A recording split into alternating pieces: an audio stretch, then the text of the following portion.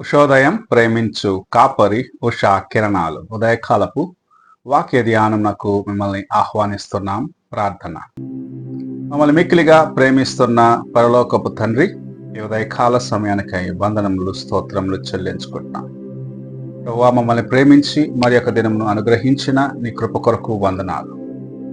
ఈ ఉదయకాల సమయంన నీ వాక్యము చేత నాతో మాతో మాట్లాడము. కార్యక్రమం వీక్షిస్తున్న ప్రతి ఒక్కరిని ఆశీర్వదించి నీ వాక్యము చేత బలపరచుమని యేసు పరిశుద్ధ నామమున అడిగి వేడుకుంటున్నాను పరమ తండ్రి, ఆమేన్. ఈ ఉదయకాలమున లూకా సువార్త 2వ అధ్యాయము 8వ వచనము నుండి 12వ వచనం వరకున్న వాక్య భాగములు చదువుకుందాం. ఆ దేశములో కొందరు గొర్రెల కాపరులు పొలములో ఉండి రాత్రివేళ తమ మందను కాచుకొనుచుండగా ప్రభుదూత వారి యొద్దకు వచ్చి నిలిచెను. ప్రభువు మహిమ వారి చుట్టూ ప్రకాశించినందున వారు మిక్కిలి భయపడిరి.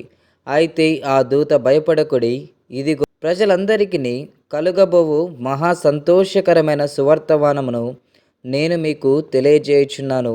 దావీదు పట్టణమందు నేడు రక్షకుడు మీ కొరకు పుట్టియున్నాడు.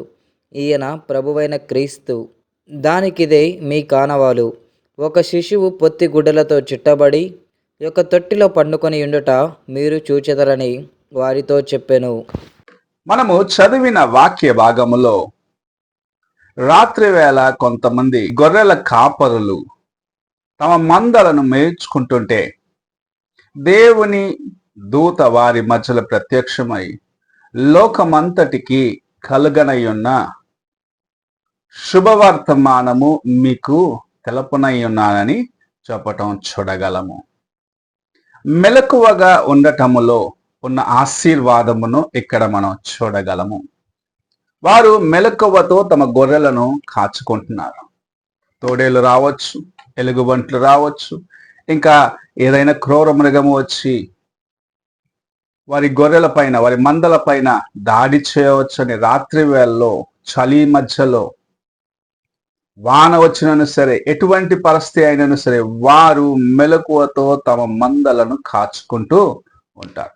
అలాంటి మెలకువ కలిగిన వారికి లోకమంతటికి కలగనై ఉన్న శుభవర్తమానము, సంతోషకరమైన శుభవర్తమానమును తెలపటానికి ప్రభు లేకుంటే తండ్రి అయిన దేవుడు వారిని ఎన్నుకున్నాడు.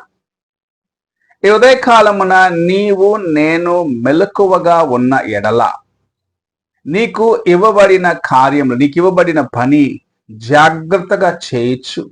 దేవుని ఎదుట నీ యొక్క హృదయమును యథార్థముగా కాపాడుకుంటూ ఆయన వైపు చూస్తూ ముందుకు నడిచినట్లయితే నీకు ఇవ్వబడిన బాధ్యత సంపూర్ణము చేయాలి, నీకు ఇవ్వబడిన కార్యములను సంపూర్ణము చేయాలన్న మనసుతో శ్రద్ధతో నీవు ముందుకు అడుగు వేసిన ఎడల ప్రభు తన కార్యమును నీకు ప్రతిసారి బయలుపరిచి అనేకుల మధ్యలో నిన్ను సాక్షిగా వాడుకుంటాడు.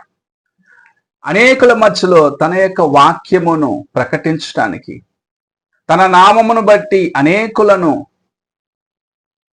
ప్రార్థన చేత బలపరచటానికి, అనేకులు వారి యొక్క హృదయ స్థితిని తెరచి నీ దగ్గర చెప్పుకొని ఓదార్పు పొందుకొని దేవుని వైపు తిరిగి చూసేదానికి నిన్ను ప్రభు ఒక సాధనముగా వాడుకుంటాడు.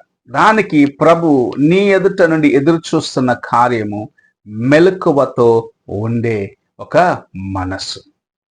దేవుని కార్యముల కొరకు నీ జీవితంలో నీవు మెలకువగా ఉండాలి అని ప్రభు ఆశిస్తూ నీతో మాట్లాడుచూ ఉన్నాడు. అనేక సార్లు మనము ఒక కార్యము చేయాలనుకుంటాము, కానీ జాగ్రత్త లేని దాన్ని బట్టి, మెలకువతో ఆ పని చేయని దాన్ని బట్టి ఎక్కడో ఒక స్థలమున పొరపాటు జరిగి ఆ కార్యము సగములో ఆగిపోతుంటది. లేకుంటే దాని యొక్క అంతము వచ్చినప్పుడు మనం అనుకున్నంత రీతిగా ఆశీర్వాదకరముగా ఉండకపోవచ్చు. దానికి కారణము నీవు జాగ్రత్తగా లేవు, మెలకువతో లేవు. ఈ పని చేస్తున్నాను, ఏ పొరపాటు జరగకూడదు అన్న మనస్సును కలిగి ఉండక నీకు అన్ని తెలుసు అనుకుంటూ పొరపాటు చేసినప్పుడు ఎలాంటి కార్యములు జీవితంలో సంభవిస్తాయి. అందుకే ప్రభు ఆ దినమున మెలకువతో తమ మందలను మేస్తున్న గొర్రె కాపర్లను చూసి ఈ లోకమంతటికి కలగనైన శుభవర్తమానం వారికి తెలిపి వారి ద్వారాగా ఆ దినములో అనేకులకు దేవుని యొక్క వాక్యము, ఆయన యొక్క జననమును ప్రకటించటానికి సాధనముగా వాడుకున్నాడు.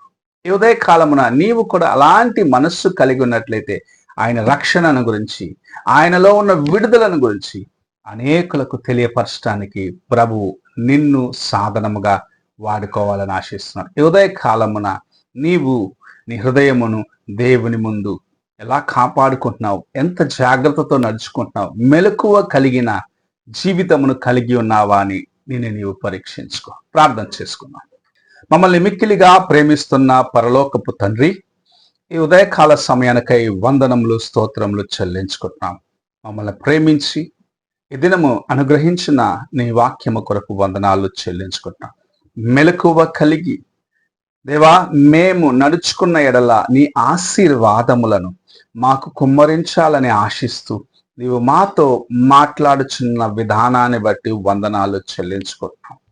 ఈ ఉదయకాల సమయమున నీ వాక్యం విన్న మేము నాయన హృదయంలో భద్రపరుచుకొని మెలకువతో జీవిస్తూ అనేకులకు నీ వాక్యమును ప్రకటించేదానికి సహాయము చేయమని యేసు పరిశుద్ధ నామమున అడిగి వేడుకుంటున్నాను పరమ తండ్రి, ఆమేన్.